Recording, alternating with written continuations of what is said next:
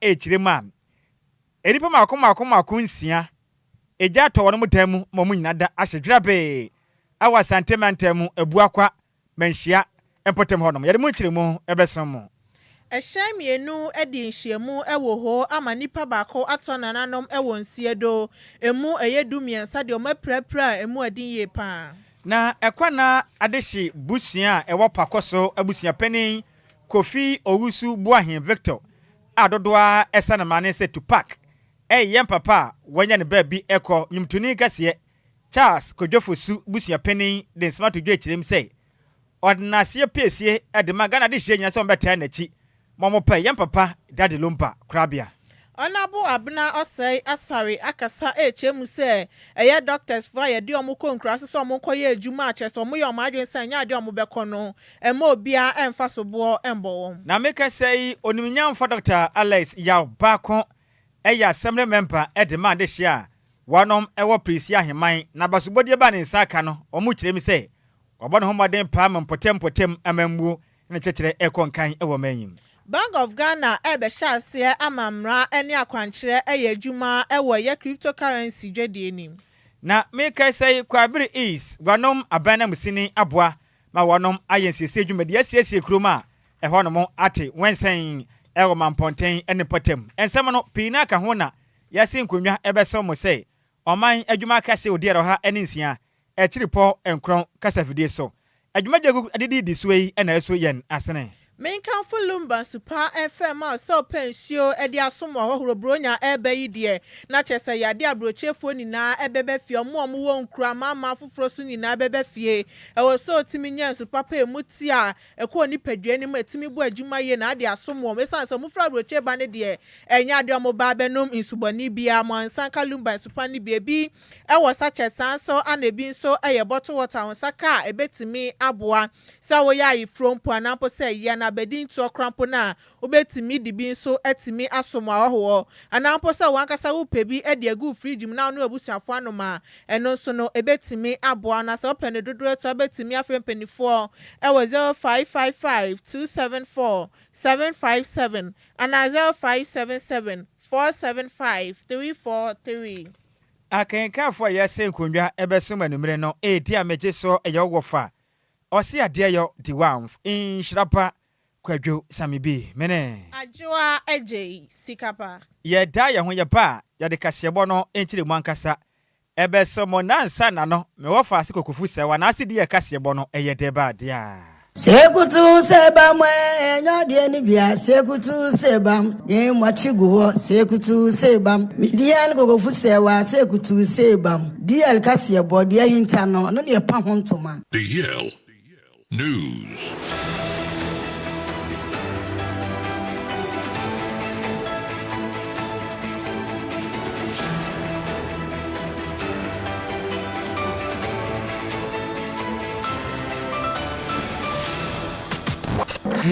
It's official. DLFM 106.9. Yemamo akwaba efitu mirikane shia yen ewo Facebook and FNC YouTube na yemfa kasebo no enchiremu emfa ensomum yensha kasebo na se emfa mfiri asante mantenim na enkra abeto DL kasebo pono so echiremu am abofra wanya mfinhia no enan we bosome makoma nan po bosome nan ana efe nso empenifo manyini makoma enum eka ho a wonu nyina da ejabrane atimi ato wonu mutamu ewa abuakwa manhia eno no wo atwema nwabiaja south mesenem awa sentimentemu a wonu nyina da atimi ahwere wonom enkwa na enka ne kiremu se eja no ehyiase to apartment eda bia eno no wo asentimentemu emra ahamache dumienu abapa ho semaduasa ewo ena ahamache ya ne jai etimi to ma ni pa nyina da atimi ahwere wonom enkwa bapem samre de enya de a odumja adwumayoko ma no etimi akire de kodapoti na mso megya no etimi eto bia ho no ma enipa makoma nsia wonu nyina da etimi ahyem na mra de ye kasebo eje mre ene ade hye a wonom wo efia ejato mu na ade hye mo santema twetwe komo no mu kire mu se endrada kosiada eja se enyinam kane an bo nani frefre sa ma ne tum yenti no na light out on potem ho no nyinam na nadwo so ma deda no ne gya no je se ne nyam kane ne ba ya wonu munim de esi ya enam so mejai etumi to ho no ma enipa makoma nsia de wo nyina da etimi ahwere wonom enkwam na obi kura kire mu sei eya ade a enipa mo ofie no afoforo mienu aba so ma bedi bro nya wo mo nkyɛn omo ba ya fofi anto ata omo nyina da tumi aka nipa makoma na ho a omo nyina da etimi ahyedro bem na eya nkawe na afi so hwede fire station ebo moden motum gya no bo moden kɔ hɔ no ma oh wɔn bo moden akoso gyina na meke se de gya no wɔnom etimi aso ano a wɔnom etimi adum ne nyinam na de hye kopie mu kyerɛ mu sɛ emre gya ne hye ne de wɔn hu sɛ gya ne hye mbo moden aduntum bi nanso na ɔmo nnem sɛ enipa bi akada ne mu a na ɔhye wɔn bo moden efrefra de hye a na wɔnom ɛwɔ ɛdan ne mu nanso enya de ɔmo kɔ no mo frɛ ye no etimi ekonsana na omo nyina da etimi ahya emre odum gya dwuma yekunduntum gya ne wie na ese ne nyina da omo nyina etimi ahya motonso a akwakwara wo sempa na mekese no adehye a ekopie mu ebo bena sei echeche nsem sei edo to die kasebo anim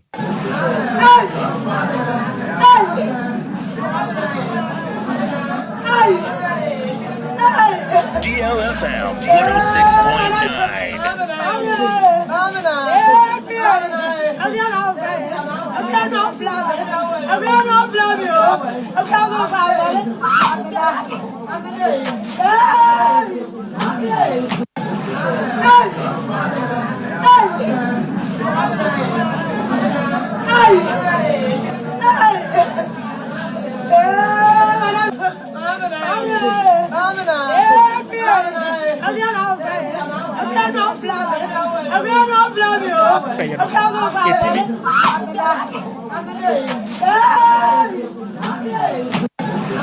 DLFM 106.9.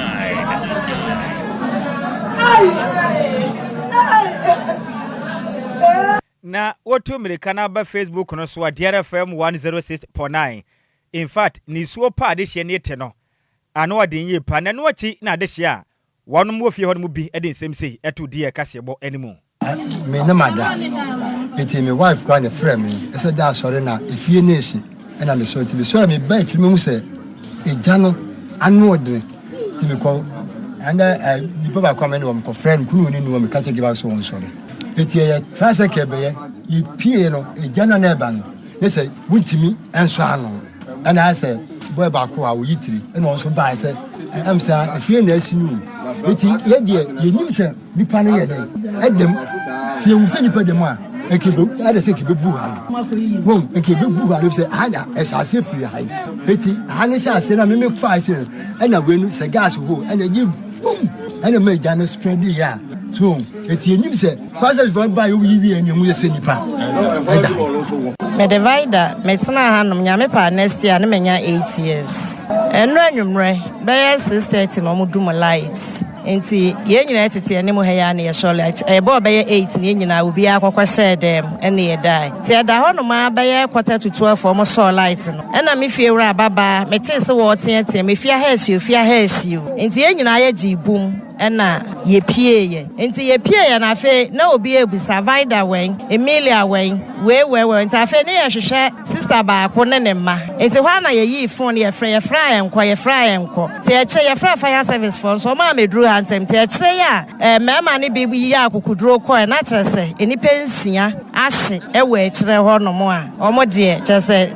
bedru sabrenya akwa ye mefa wo mo ni pensia na ahye wo e kire enti light na ye so ye nim a fire for ne ye omo nhwehwe mu eni pensia no mefa nse ema enum be ma ne yakwala ketewa be 4 months emenum na be ma ne 4 months akwala me pa cha ono nko a ono na ne sister mami enu na ono ne baba ako na omote ya tinani 3 days na ne nua ba ako free yasi kuro bi de mpasa so nti ono sister no na ono so ne ba 4 months se ne tinani na nsa na omo so ba ha no mo a na ahemla che ya anti asempa nti omo ye nipa fo oni kunu na me enu ne be ka ho omo aye 6 DLFM 106.9. Hey, asemu ya no odinyo. Hey, nipa mako nsia. A omo nyina ya busuafo. Ebi kura tukwan, ekosra ne sister, ekodi bronya. Ade abeche, 23 24 fa na ja to dan nim wo mu nyina hye adan a yesi light ne ko out wo mutum light ne ba ye ja to fie ni pani nyina hye na utum de kaba Facebook no so DLFM 106.9 a champion teladamenti or the video na to so ba benya bi no obehwemra nadmon penifo ene otumija adwuma eko ba ya na post fo ka ho a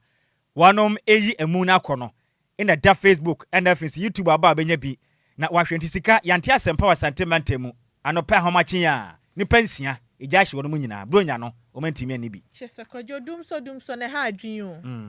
ha adwin papa person say ni edum light ni aso sa isi abusuafo na mase ahye nunu ade ya me ya ne se akatom ne bro afi kura ka ya wia ne sa na abusua mu a omo nyina ase ahye ye aden emofo na mutu kwan se omo kwasra wo mantene kura nka o mantene mba bia nwere mo ho omo so akwhye awu wia se adin o pao ha erawi hu ye mobo pa na bia owura na bia din o si wani tua na je hye na untimi nya hye obi aso mbaje ye ba mo wuo pa na wonu aduane kura na eja fa onsan kakra bi pa etesen na udem erade hu ye mobo wai sika yento akase bo no so yento akase bo ne so na nipa baako ato anananom ewo nsiedo a emu eyedumiensa de omo prapra mu adinye papa ewa abra eye hye mienu edi nhyiemu ewo eye fiada opanima abosom ne de to so yedunkru ewa mfimpi mienu ene adionunum ewa powerhouse kwantempo ne so eno ewo ho ewa framantanima chese anu adinye papa na hwe eye Facebook poster Ghana National Fire Service for Edibetu ja HM say ade Hyundai saloon car ibia ne registration number GE 1005Y any Toyota Land Cruiser ibia no registration number CL 2318/25 and I just say nu hwe nipa na wo ka nim nyina na mo ye eyedunum a emudu miensa de omo prapra mu ade baako ato na nanom wonse do a baako de Nyankopon edi ni ho afofi anya ade aboni bia etimi eka no na ye ho municipal rescue team at the Maya Ghana National Fire Service and nipo helm so assistant divisional officer 2 elom dovo ebo modia ekasa HM say ade adum jafo ne bo modia timi koyi nipa eyedum yensen edi free akwanhye ni mache say omodi omko ye ho teaching hospital say na ebe yom betimi ahwe om esan say ade omo prepare mu odi ye papa na Ghana National Fire Service for bo modia prapra kwan be yi ahye na enya eya kwanhia na se na ebe ye omo so omo fa kwan ne so no ombetimi afa so e wa braboni bia enka wom enti ene ya nso wo kwantempon so kwanhia si ai nipa ba ko afirim abaya ne ho fe pa me se me nya video ni hwe ye no wo ho ei abaya kama otu kwan bronya ba ide wagu makoma du miensa omo so apra bia mo de ne mu oden ba ko de ne ho anka wa firim afi last days are always dangerous pa ti moma yani na ho pa na se de ekono enya betesa yani na ho pa na afene de ewum se Yankopon de nam nanso yeme yani na ho yi pa yanto akase ebo no so ene yanyira mum ewe yam papa wanya ne ba bi eko oniminyamfo Charles Kwadwo Fosu Adjoa Sammy ne se Daddy Lumba na abusia pani Kofi Owusu Boahen Victor ane dodowa de din ama ne se Tupac wajatum se Tupac no na ne je hunti ope ono na ye ekwana adehibusua won mo pakoso no ayo mabusia pani na ene bepiem DLFM 106.9 so am ordinary search inasi pesie adema o my Ghana atiasema ma nyina se ode ye nyina se eba omaden agi kum ene punku ekota na chi ewo mra yam papa the legendary Ghanaian highlife musician Daddy Lumba etwaniti aka ne se dear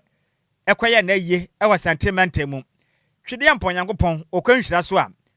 onhira ye papa na Ghana fo bakaya yam papa wanya ne ba bi kro onimnyamfo Charles Kwadwo Fosu a Adjoa Sammy ne se Daddy Lumba na ye no etodwa ewo Kumase asantemantem papa Yala Sport Stadium ewo openiba bosoma ye womne na taso tumiensa enfempem mienu ene edenu enumu na mna ye ne todwa no enya simkuma efetewani ensase ye ka kire okra ene titiriw ne ani ntiri pe wura mu a eye no ekonkan ye pam tesani die ne koso na no ena abusua pani Kofi Owusu Victor Boahen Tupac etirim se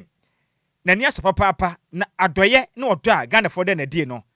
ekonkan ye pam na Ghana for bakaya emra eye ni to dwa no tesanya semkuma ene mentemo ase ba kunu me na esore papa ye hunti na se na ne efie mansotwe na idea na eha adwen ye pa ne senti eye no akada kropa na eye na ba so krempo empenifo akosiki onyanchen o hyede to eye ni so mo tirem se eye ni kura maso ene ni nyina chi no abusua penny to pack ena badwa ko boabo mo ho ano gina mo na so se memamu a ekwaye eye na enya semkuma kura na mra ne abusua penny to pack ebe pia mo DLFM 106.9 na one dia kase bo twetwen komano wo kirem se ordinary PSA ema Ghana de papa se nkodi a omako de ta na tire no ne aso papa na o kirem a enipa mo bai na dos papa nanso ordinary akese de ma doctor yiti akono ya papa damfo wa ya de papa efin so Father Abraham ordinary pam Mr Isaac Owusu ordinary papa Doctor Kwaku Oten ordinary Doctor Osei Kwame despite Yankopon hira pi ene ni papi omba Yankopon hira papa visa anomo pa mutu e na odom de na die no na ni asopam abusia penny to pack etirim se yan kan kire Ghana fo nyina se monsa abode na mahofa ma muda na die no na ni asonti twede ampon Yankopon okon hira so a onhira mo ewo mu se manso twene ade ahaye ne nanso odam de na di ene hawa ofa mu nyina chi no mo charo hira ni nti Yankopon okon hira so a onhira mu nyode sem sei eto di ya kasebo enim abusua panyini Victor Kofi Owusu Boahen amo ankasa mode Tupac acheme na mese maje Tupac ene mo kase mo DLFM anopai wodi anya asem tenten bia ade fefe amoye ho aseda na yedema ne din no so yakase ebobodin a wa hwe beye mistakes nti din de mebo ba ku mienu bi Dr. Yiti Akono na Isaac Owusu Fat sempe infui no mo DLFM 106.9 Father Abraham boy pa ma yeni asoye se niema although say you face difficulties but momoa ene mo mpaibo ama ye wie de adria na ye kase ye damase na adofo a omanti omodin omunyina ye do mase pa ye damase kojofusu damase sabre ko sie no sa no ne ho aton form say ye yabaso na mo so mo nse mo ahwere ne ma bebre nti de mo ahwere bia onyame onhyemanamu o Jesus name amen amen ene ya woti ye yakwana adeshi busia wo pakoso wanom abusia penny Kofi Owusu Boahen Victor Adodoa ebonma ne se Tupac osi Tupac na mode ama na ono so waye den wasum nene na woti abusia penny wosi din wasum abusua panyini Victor Kofi Owusu Boahen amo ankasa mode Tupac acheme na mese maje Tupac ene mo kase eno ano no wase waje enti Tupac ene mo kase sika Kwadwo yemfa na se ma Ghana for my ade ene wo ba Facebook no so a champion Taylor Tama videos ni twagu eye na to Kumase ne wanko bia behwe bi ene da ho no mama me video ni mam crowd one no me de ba ko bi ma ma ne cloud aha dempa hwe dom omo bayo papa Ghana for ya de na me kai Tama DLFM ye ko di asana cha omo ma ye fan kra ma ye ndi asa Ghana for kira wo to asaba me sa no ne me nan ya no se na pese me yi skills wo no no Ghana for omo do de di papa omo ya de hwetom e wo Facebook no so hwetom e ba yo enya semkuma dear always no ye dear no matter what the situation may be dear ye dear brad na nkasa ye Lumba it wo ya dan ya Lumba na wow hwe squad no hwedom no kawa daddy wodom Yankopon fa ya papa kransie yi amen nti Ghana for dem ase abusia penny se odamu nyina ase wana bo Collins Owusu amankwa ase odamu ase ya bra penny Mr. Beniza Opon woman father ene papa abusia nyina ase omodamu ase odamu ade na die Yankopon ko nhira so a ohira mo pa Dr. Yiti Akono wase odamu ase ya me nhira mu nyina Kofi ya me nhira wate waye ni nyina wa wontumi ama no ene daso no ya papa Yankopon emfa ne kra emfansie sika yento akase bo no so Yentua Kasiabone Sonamra Shebedreni Edema Tiwa East constituency no ewe premantemu abena osei asare abetuja HM say dear doctors bebre na uposti wom omoko nkrasin no mo pese omobeko na emom yakoye oman de wose abomodin ani etimi sisa o how yi anokwan na ye doctors for ye posti omoko omom pese omobeko no mo bia emfa sobo embo wom esan sa okosa nkrasin na ya na baby omudi omuti beto crampo no ho den sanso ana sabia asumdwe woso di nyana de ye adwuma na nya de omunyanti no so hu se doctor ni bi ya posti no kasa onkwa ma obia emfa sobo emfa embo no na onabo abena sare ekasa no ana ochemu se ya de hu behia sesa ha no betimi asi anokwan de ama doctors for no de semi editudwa wa bra no mu bie 2-story building no see ye edema doctors for no doctors blog ye University government hospital mobile media has doctors for no Ombenya baby pa edi omuti ato no watimi abu adwuma ye pa oman Ghana mo san say so mutimi bu adwuma ye na so mutimi gya yarefo nso nkwa na chese baby omoda na se baby omoye adwuma no ade hot omunya asumdwe honom na kobasa doctor ni nya baby emfa ni tinto ana mpo se wo nya baby obetimi atena to abu adwuma ye besi dan na yarefo bi ba watimi atenanim atimi ahwe no enti na hu behia some dey doctors blog ye di be ma ebe yomuso no ebetimi abo adwumaye apomudiemu edan abansuru a 2-story building nyankopon adum na metini ewie na me dane ama doctors no yenyina yenim se mpem bebre no aban efosi doctors ekomia nye fo mo pese mo beko na edan asem ade baako a edi omunya papa eni nti se enne nyankopon afameseme so aboa ama University government hospital yenya 2-story a nyina 2-bedroom self-contained 2-bedroom self-contained ni bibia bibi se ebeboa ama edan ho hwehwe nsemsema ha doctors bebre Adjoa East constituency hanum se no abre ase na sanya meka no se yenyina yebe som kakran ni aboa ama yapomudie mu nsem no ye pege mu na emu ayedu enioma ni bi ni nyemeye no afei so wo be kaya emre bi ana etwem na ye nurses ni bebre ni ye staff ni bebre wo ha no na omonye mechanize so mo nda aban payroll so nti bo so me so kura mpo a afuso ni ne tika ni nye den ensuo boka and now make us say MPP aban so no we make sure say more than 50 of staff here wo hanum say na omonye mechanize nya ye hwehwe di omo to aban payroll so and the hospital omonye IDF omutimi de ye ade foforo beboa ama hospital na den akom kan enti anya ejumedi aye di yenso ye di aye ne di aboa ba de bi ade mechanize say ye MPP aban ene ba etiwa ifam say ye tinka say yapomudi enioma na den kom kan ene say University government hospital ha president Kofo na be shemu kina na ma ni gina ye na be ye district hospital ye ka say ya so na do danko Kofo ado abrem na ye broni be ka say ye expand ye de accident center any child care center so ebe kan ho eni ya uti ye mrashebedwani Adjoa East constituency no ewe premantemu onabo abena osei asare na nuachi ana medical superintendent edema yarisabia no Dr. Saimensa ejina management na nim asida PAC edema abena osei asare so abomode abeti 2-story building yi ediama womsa na ebe ya omoso no ebetimi enya baby ediomuti ato we anode to mrashebedwani yanim na ochemu se nyesi aban yarisabia no eni kromu nti na ya na doctors for ne posti woma na akoyo ha nso so no ede amawom aneno na yo hanum si ye problem kakra ayewo ene a doctor fo a omunye adwuma ewo hanum si dodo na emma ha esanse hanum si ede enyi kurum ni kakra no meba no so mo ba na se afisi ko rent dan wa bonten so aka ho a na eye din se o mede o meba libre na ba no mo je horum ko so nti na hospital no ese ebo modian se yefa accommodation ma ebinu nti yede boss no kasi ko figu enyi ne because ara na ye nyebi nti enyi ne mo so ikonya ne bo won so ko de e na fi zebia fi enyi ne mo anyhow distance no say emergency bi ba e din say ubenya doctor na intem no ba attend DLFM 106.9 dadwen kakra nti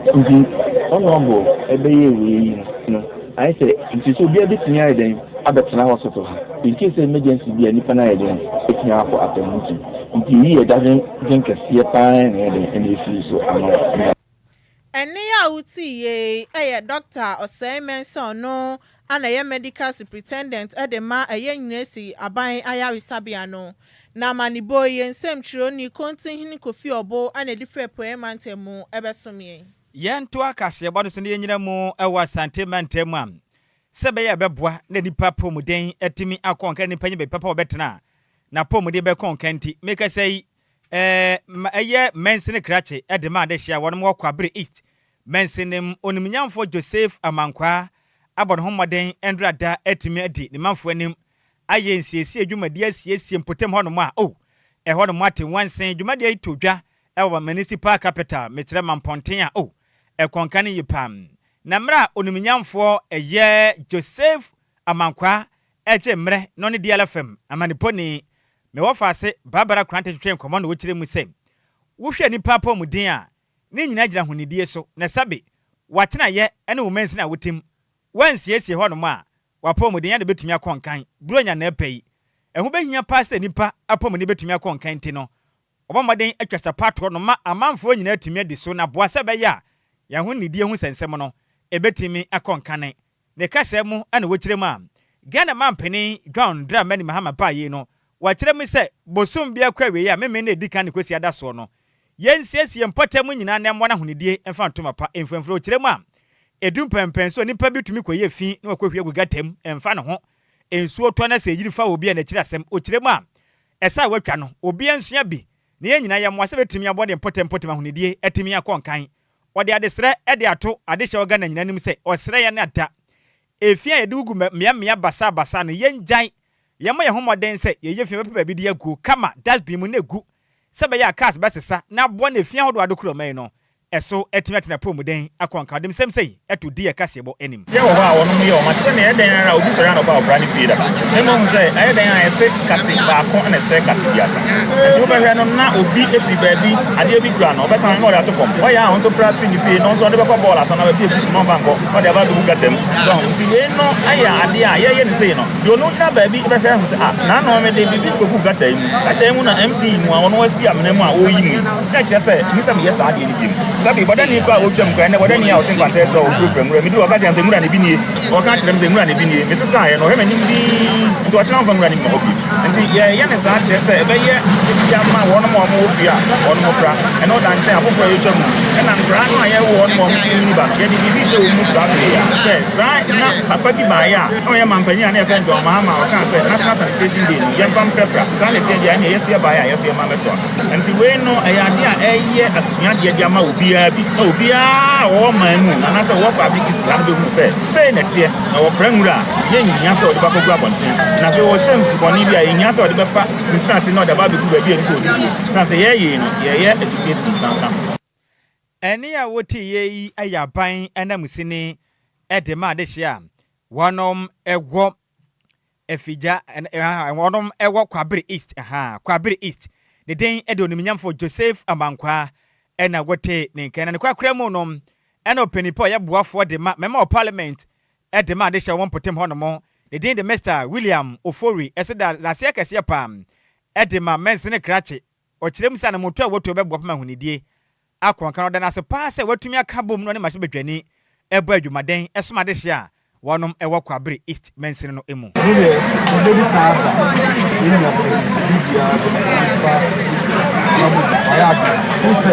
politics say yaka the betterment of party, but the end more by because say whether we like it or not, and our bank at the conference like say maybe village here, the village that cordial relationship we put them as one public account for here is only when the worker said,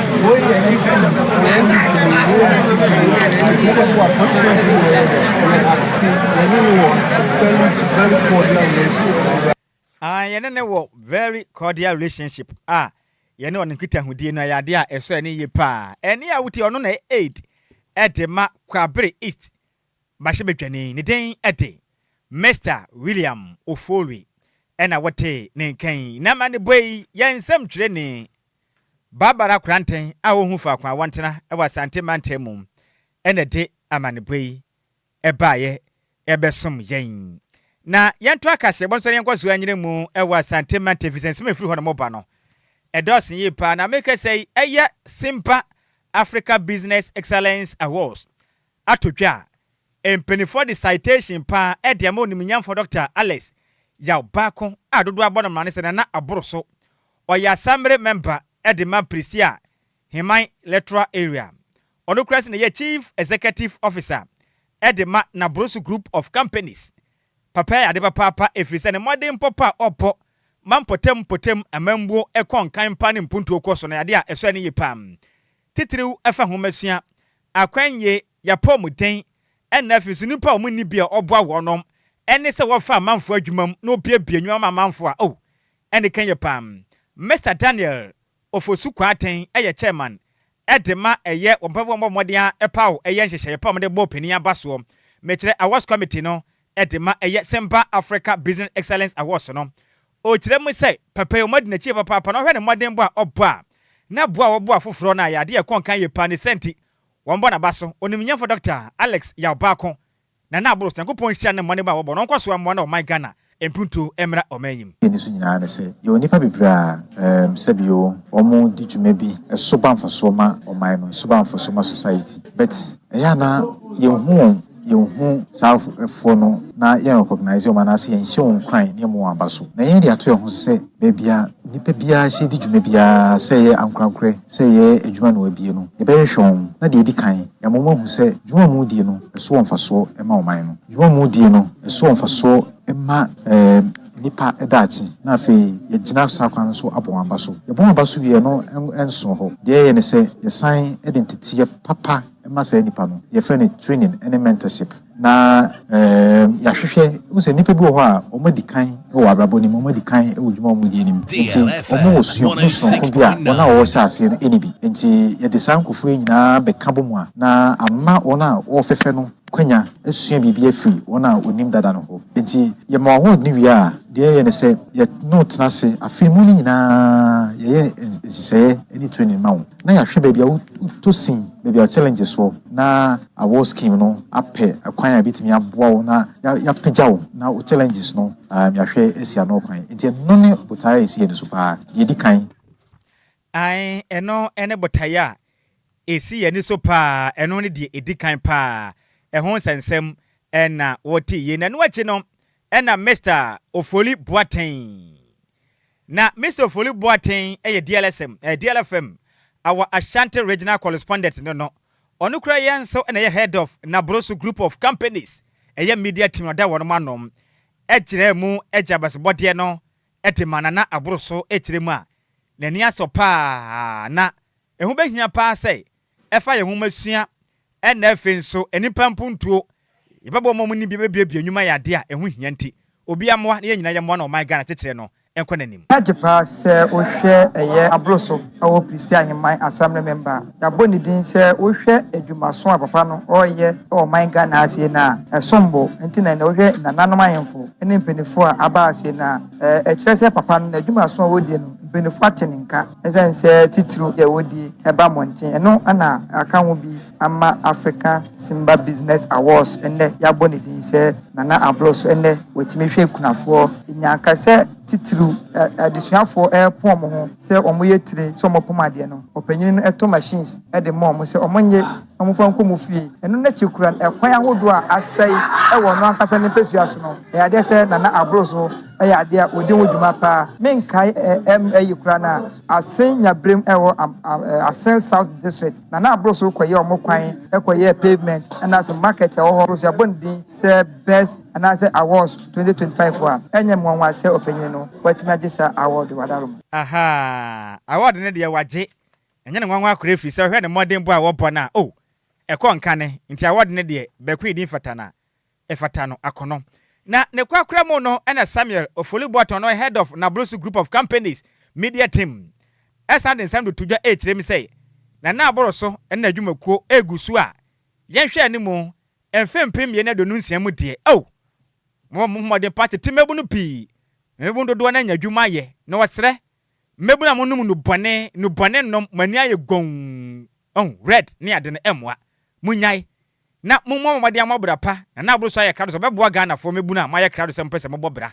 babua ma so daache monsa etimi akro manya bi e da hwefie e de boa amanfo na 2026 ye kokowura mu de ye besre se emabru no wo ni adwuma ye wo pese osu adwuma wo na broso group of companies ICU wo ama won so wonya wo san aduane akowa no na akwa se okobokro no okoya ahyawo adwuma na tutu bla ni bidabi na wo bomoden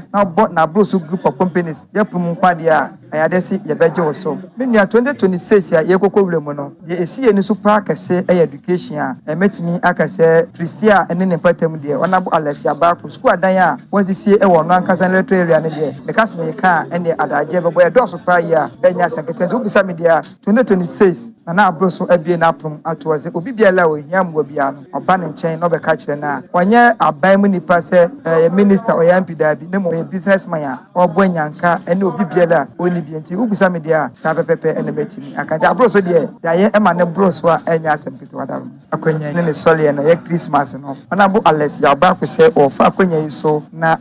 na dofo ne ma ne bibia na dwuma efo nyina merry Christmas Christmas ya ye no yanfo odokro ye enkabom ne yafanya yakopon ya aduma December ye wo mu onabo Alessia Baku ebeche ekunafo nyoma eni ya woti openipo no eye head of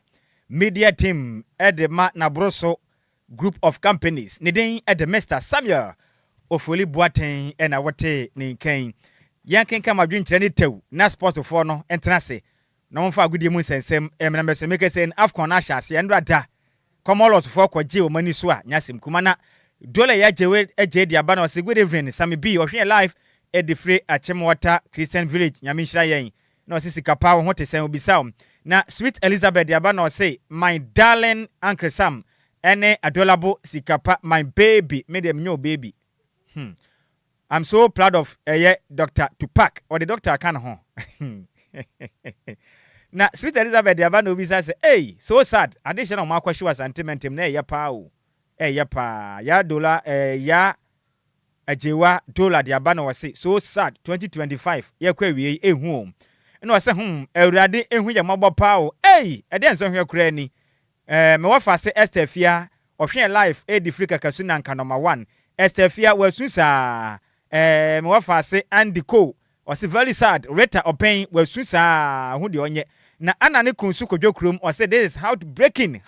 power was Swissa. Merry Christmas to boss inside Keki. Mate or Betonka. Love a year at your core lie and so dear Bower Bompires are Richard Meno or so my Adjoa Agyei Sikapa just me be near Adjoa Agyei Sikapa. Where done, Nedju, my dear Mobo. Or see me case it was sacrum or say or sacrum papa no. I love you guys. This is Richard Manu BBF BBA ebe ye fine. Ya die hona ye ba.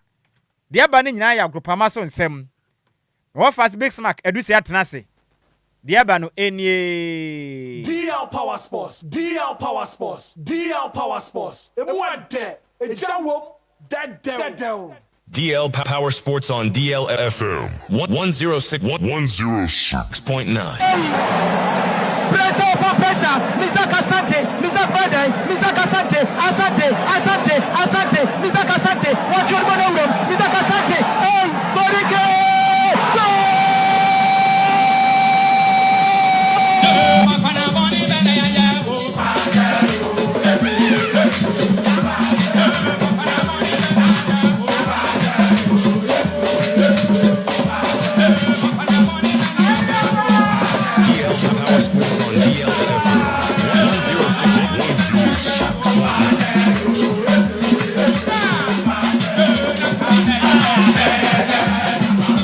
What fast Bismark Adusei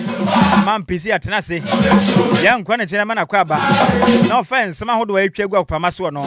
emra mesumi ani Bismark Ova empom design you are dum me want dem pa ya den ya miase na afcon na hyase oh yes ensem firi ho ba on sem bebre afcon Ghana de yantumi anko bi oh yantumi an qualify nti ase me fere kura ye ni wu kura afcon mfrem na ase Ghana ase ense da mfa ye ho se ndo GTV me hwe ye o manyi ba akokora me pe bi ahwe manya bi ahwe mo say yentua TV license nti no ye yentua TV license nti Enti ani kwa omuntimi nyi. Na munya sponsorship. Ozan. Omunya sponsorship mfa nyi matches no. Ano de omon disa nkomo ne nkyere de. Omo de omo concern anse Ghana for. Na ka say what TV stations wo ha de. Bebre. Say ye yibo a unhu hwi o. No veles nkwa.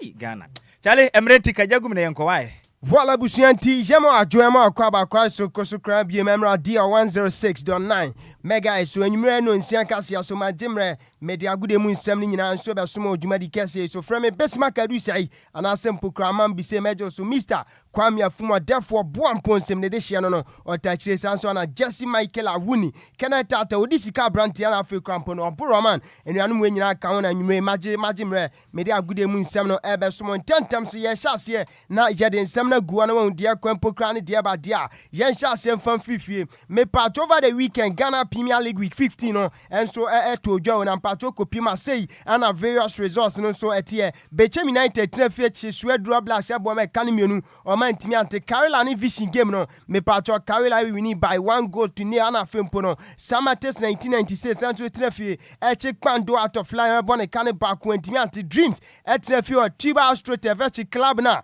je friend se Brekum Chelsea bon me kan mi ansa mo timu back Nations FC Young Apostles bon kan back when timi ante Hoho United trafie Hoho Sports Stadium ma Bibiani Go Stars to amu kobo me kan back man timi ante me pacho Diana enso ne club na friends are cross for game no and this 0-0 bia and timi amfa bo antoni nyanko atrem no ene nkomo kakre fiwa ba me de ni nyina soma me pacho ne game ba kwa todwa media matena fie enso e wo ade e kan se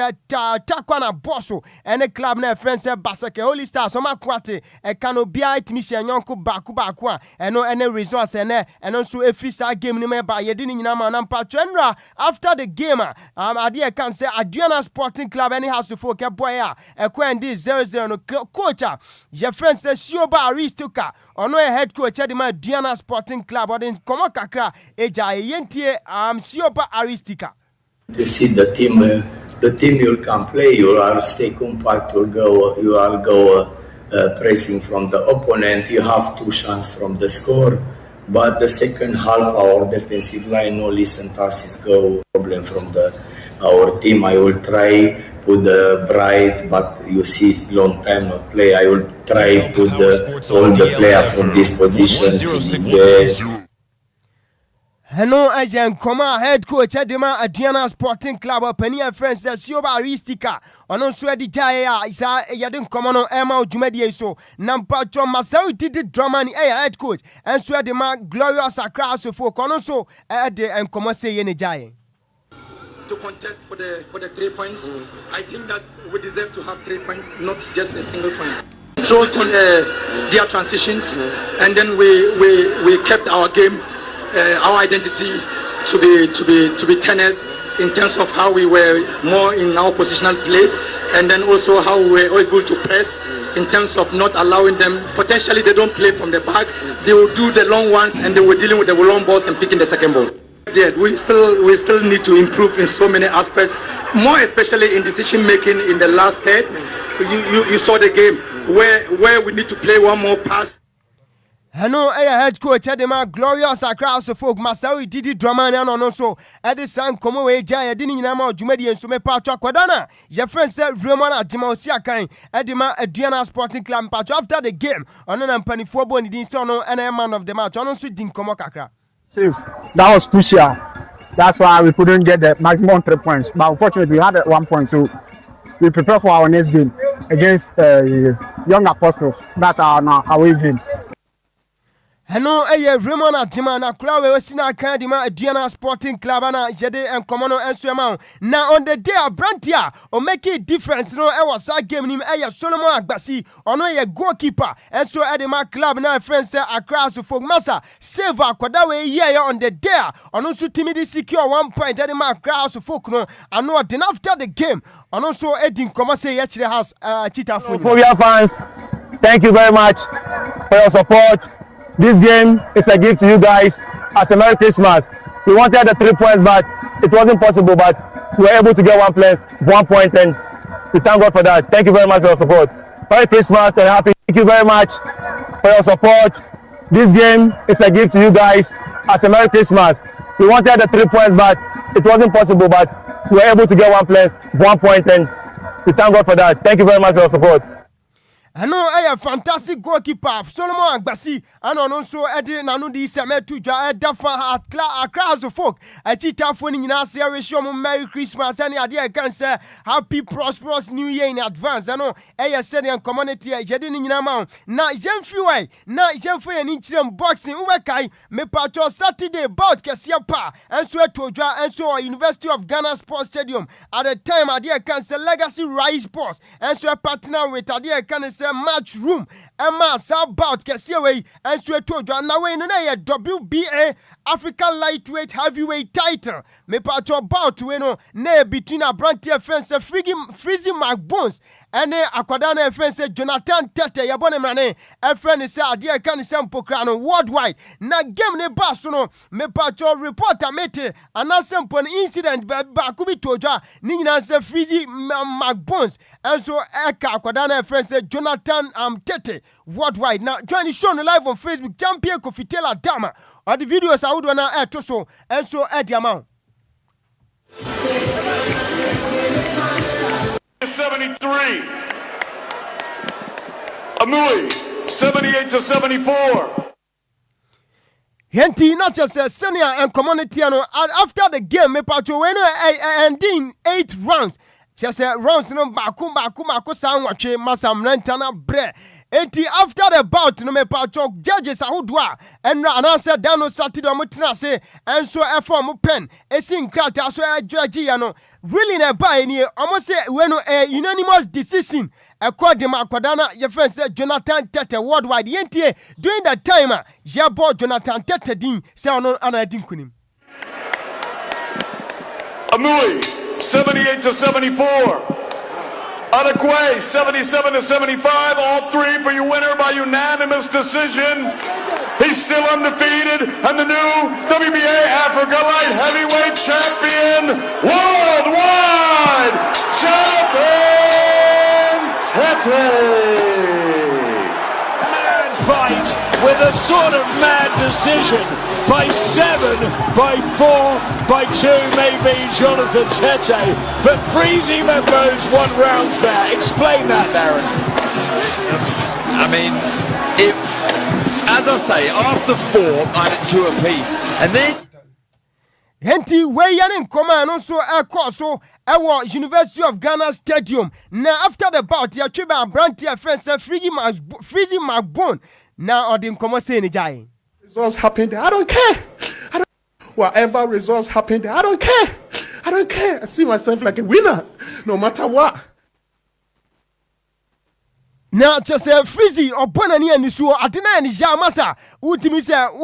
Elquon say now just idea can say another judgment no and so to me and coin your favor and no Kakran so toja our idea can say boxing now what does Saturday and also toja our University of Ghana Stadium I didn't come on this note Yan Kan Ryan Jabwa from Krato Yaba Yan to find yan farmer and common and so also.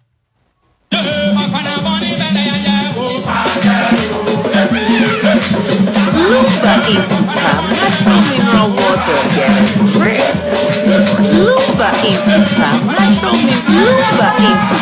natural mineral water getting great.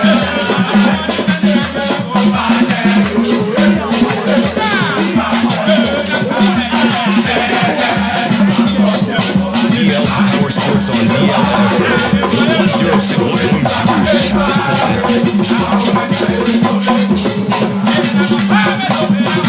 Lumba is super natural mineral water getting great.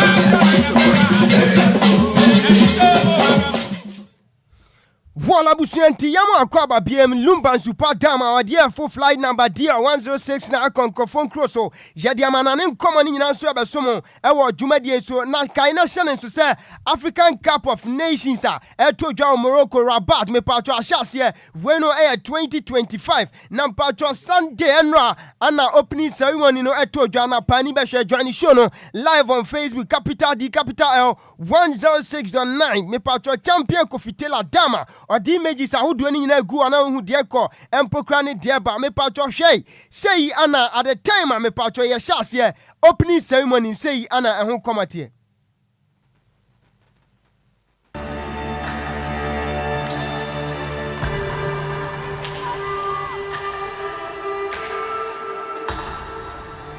DL Power Sports on DLFM 106.9.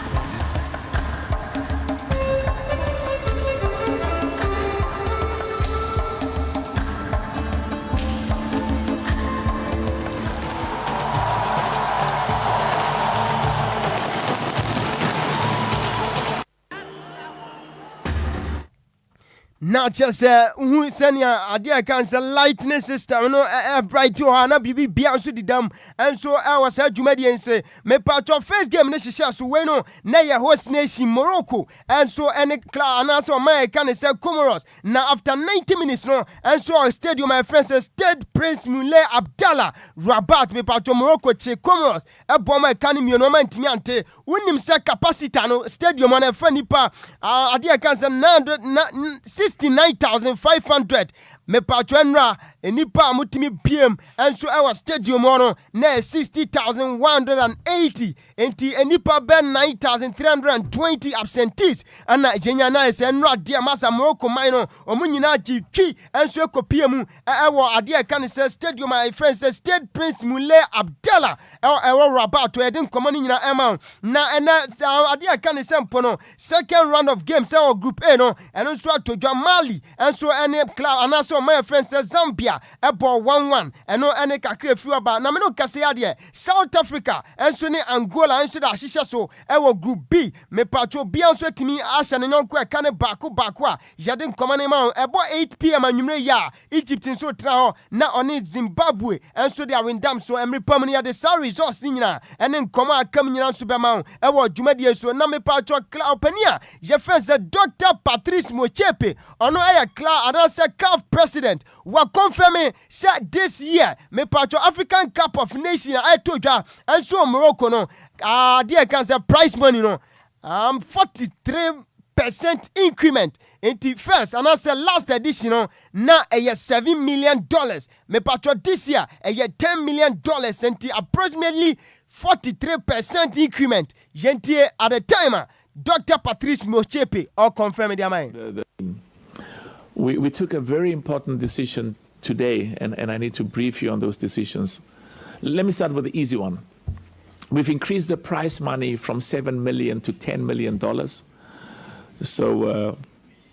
the nation that wins, the country that wins, will get $10 million. We increased it. Initially, it was less than 5, and we took it to 7. So if you win, you'll get $10 million, and there's a key objective.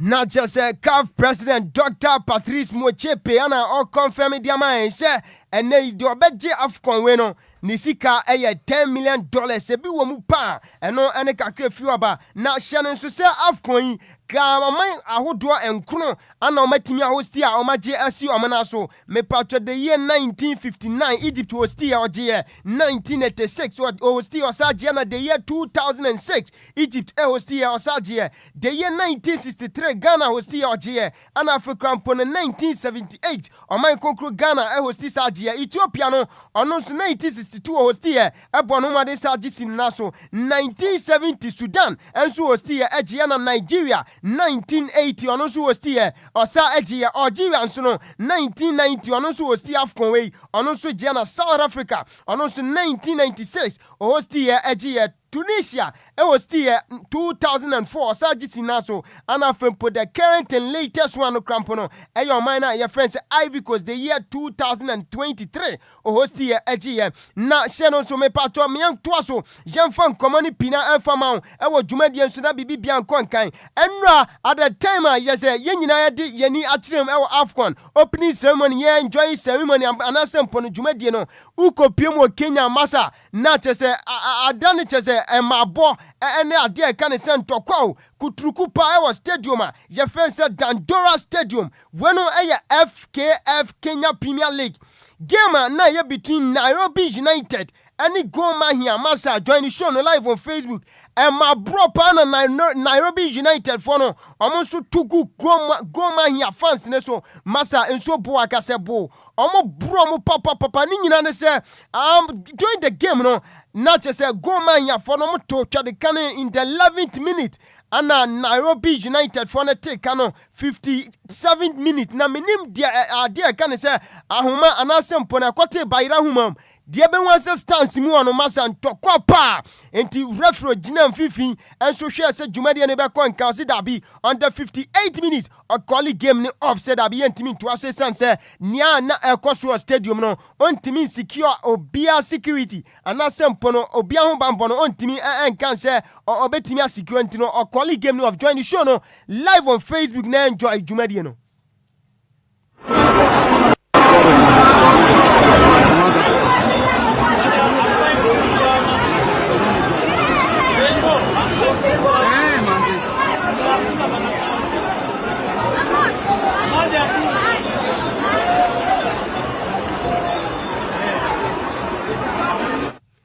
Not just an incident where Yanso and Zenia Kwayanso Dandora Stadium at the time. Nairobi United and Sutrafia Tunesa at the Fred Goma here. And so our idea can say FKF Kenya Premier League in him. Jadini Nama not Unra Uko Piemu dia kila no Mbappe Lotin. Osifom not just a birthday 27th birthday or sifom mino kasa dia wa iko Cristiano Ronaldo Alvaro dos Santos ni record na ekitano and so our Real Madrid ame patroni mi say abrantiano in one calendar year no otimi enya ade kan say 59 goals at the Real Madrid and no Kylian Mbappe sifom and so ya juma no wie no ana okọ Instagram no post here during that time or she go no just or the seal celebration in Remu na after say or yes celebration we no on Instagram handle no so and I post this picture way Cristiano Ronaldo Alvaro dos Santos so pass here comment section and I say ono so pejan inside fire emojis ahodo anu pina enso eto ase de man no me patro abrantia je face Vini Junior enso de ade kan say birthday wish ekwa de ma Kylian Mbappe Lotin o join show no live on Facebook champion Kofitela Damo de nyina so guso na wahu de akwa ni so ane de eba odwumade so na filala sima no reporter meeting say date na I confirm next year nyame aduma 27th March ana ade kan say Copa America winner any Europe's winner no me patro we no Argentina and Spain and the battle between Lionel Messi and Lamine Yamal Elbana Nazraoui Elbaso nyame aduma next year na e be next game no yade ni nyina ma reporter meeting and so said Thiago Silva me patro menanentie se Porto Fonso atonensa se omra eme join am 41 years Thiago Silva masa akwadawe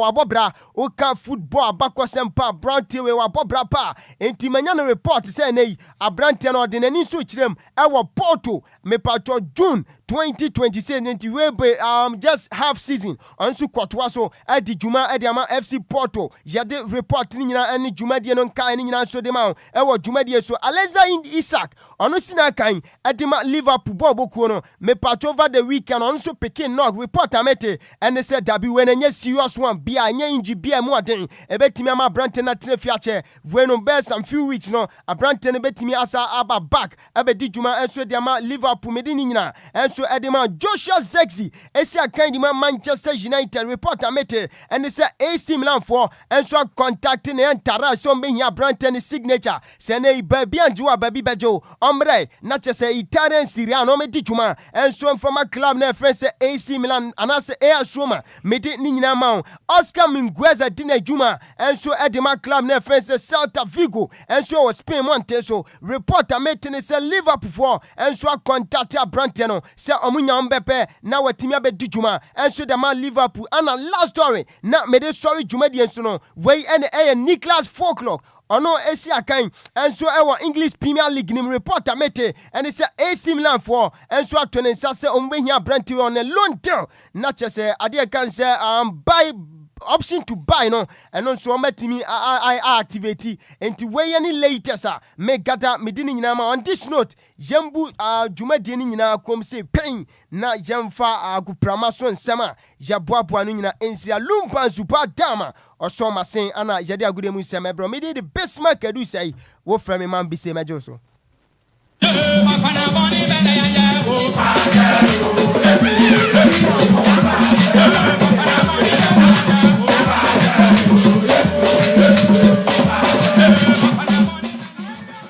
Bismark man busy. Bismark Adusei and our tenenka Bismark. Over.